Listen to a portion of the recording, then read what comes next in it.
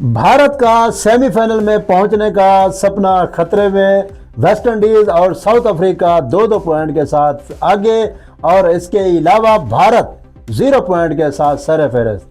अब सिनेरियो थोड़ा इस तरह से है, भारत के अब रह गए हैं 2 मैच और दोनों मैच जीतना लाजमी है, प्लस नेट रन रेट को भी उसको अच्छा करना पड़ेगा, अदरवाइज वो साउथ अफ्रीका और वेस्ट इंडीज़ के लिए राहें हमवार हो जाएंगी और वो सेमीफाइनल तक रसाई हासिल कर लेंगी।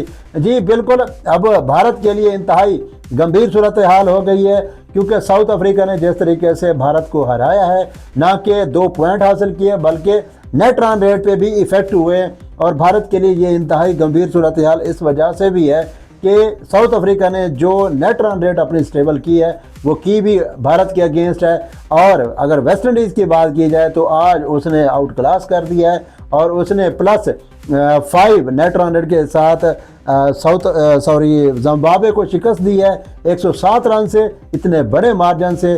तो अब भारत के लिए दोनों मैच जीतना भी ज़रूरी और साथ में नेट रन रेट को भी मेंटेन करना ज़रूरी। अदरवाइज जो होस्ट कंट्री है, जो T20 का नंबर 1 कहलाने वाला और इतनी ताबड़तोड़ बल्लेबाजी अपनी मर्जी की पिचेस बनाने वाला, इस इवेंट से बाहर हो जाए, इससे ज़्यादा अफसोसनाक बात भारत के लिए और क्या हो सकती है। और इसके अलावा अब जो प्रेशर खासकर उनकी कैप्टन्स की वो अब बॉडी लैंग्वेज एक तरफा तब्दील आपको नज़र आएगी नेक्स्ट प्रेस कॉन्फ्रेंस में, क्योंकि प्रीवियस में तो उसकी बातें ही और थी और वो सवालों को ऐसे ले रहा था जैसे उसके साथ कोई जुगतबाजी हो रही है। अब वो उसका जो इंटेंट है वो भी चेंज होगा और अब उसकी जो सवालों के एक्यूरेट जवाब देने का अंदाज होगा वो भी डिफरेंट होगा और साथ साथ में बॉडी लैंग्वेज भी डिफरेंट होगी। और यहाँ पे एक और बात मैं ऐड करता चलूँ कि क्योंकि भारत अब एक तरह से न्यू टीम के साथ मैदान में उतरा है, उसके पास नो डाउट ताबड़तोड़ बल्लेबाज हैं, मार धाड़ वाली क्रिकेट खेलते हैं, लेकिन मिडिल ऑर्डर बहुत ज़्यादा वीक है। जो विकेट के ऊपर स्टे करे, जब विकेट गिर रही हो तो यहाँ पे उनको भी अब इंतहाई ज़रूरत पड़ रही होगी बाबर आजम जैसे स्पेशलिस्ट मिडिल ऑर्डर बैटर की, जो विकेट के ऊपर स्टे करे, रन्स चलते रहें, स्ट्राइक रोटेट होती रहे और साथ साथ में पेयर होता है उसको भी खिलाता रहे। तो इस तरह का इन भारत के पास काफ़ी लैक है। और उसके अलावा ओवर कॉन्फिडेंट की वजह से आज भारत इस नैज पे पहुंच गया है कि अपने ही इवेंट में अपने जैसे वो होस्ट भी कर रहा है, अपने हिसाब के पिचेस, अपने हिसाब के वेन्यूज़, अपने हिसाब के एनवायरनमेंट में वो खेल रहा है। इसके बावजूद अगर वो इवेंट से बाहर होता है तो इंतहाई उनके लिए नाकाबिले कह लें यकीन बात होगी।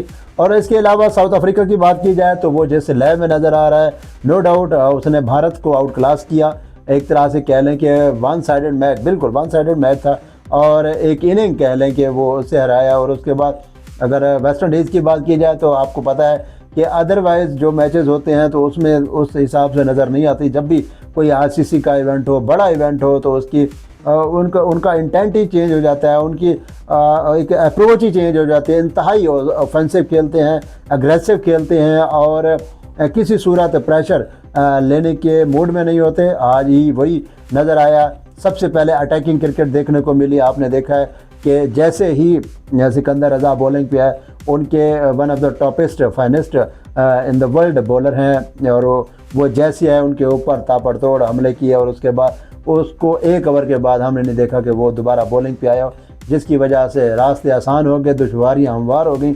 और वेस्ट इंडीज़ ने वन साइडेड मैच के बाद अपने प्लान के हिसाब से, उनका प्लान में जीतना भी था और साथ में नेट रन रेट को भी बैलेंस करना था। और नेट रन रेट में मेरे ख्याल से इस तरह का प्लान उन्होंने बनाया भी नहीं होगा, ये उनको एक्स्ट्रा बोनस में मिला है 5+ नेट रन रेट के साथ। तो अब भारत के लिए इस एशिया कप में वर्ल्ड कप में वापसी इंतहाई नामुमकिन सी नज़र आ रही है, क्योंकि अब अगर भारत को इस इवेंट में वापस आना है तो अपने दोनों मैचेस की जीत भी यकीनी बनानी होगी और साथ में नेट रन रेट को भी ऊपर लेके आना होगा। और वो अब देखिए इनके दरमियान टाई पड़ेगा साउथ अफ्रीका और वेस्ट इंडीज़ के दरमियान, और दोनों नेट रन रेट के हिसाब से देखा जाए तो टॉप पे हैं और उनको डिफीट करने के लिए बहुत मुश्किल हो जाएगा भारत के लिए। अब भारत की जो पॉलिसीज़ होंगी, जो चीज़ें होंगी, अब उनको हर तरह से, चाहे वो बॉलिंग हो, चाहे बैटिंग हो, चाहे बैटिंग अप्रोच हो, वो एक तरफा चेंज करनी पड़ेगी, अदरवाइज़ वो इवेंट से बाहर हो जाएंगे। और ये बहुत बड़ी ब्रेकिंग न्यूज़ है, क्योंकि जितने भी स्पोर्ट्स एनालिस्ट थे वो यही कह रहे थे कि पाकिस्तान और भारत का दोबारा मुकाबला हो सकता है। लेकिन इस सूरत हाल में मुझे लगता है कि पाकिस्तान, क्योंकि रमज़ान की बाबरकत सातों की वजह से बग़ैर खेले 1 पॉइंट हासिल कर लिया है, और भारत खेल के पॉइंट ज़ाय हुआ है उसका। तो अब आने वाले दिन ही बताएंगे। कल पाकिस्तान और इंग्लैंड का मैच है, वो मैच तकरीबन फैसला बताएगा कि फैसला कौन भी होगा एक तरह से, कि पाकिस्तान सेमीफाइनल के लिए आगे कहाँ तक उसके ग्रीन सिग्नल हैं। तो इसके साथ मुझे दीजिए इजाज़त। अपनी राय में ज़रूर बताइएगा कमेंट सेक्शन में कि क्या वाकई भारत के लिए ख़तरे की घंटी है। अगर ख़तरे की घंटी है तो इसको कैसे ओवरकम कर सकता है, अगर नहीं कर सकता तो वजूहात क्या होगी। मुझे दीजिए इजाज़त, नेक्स्ट व्लॉग में मिलते हैं। अल्लाह ने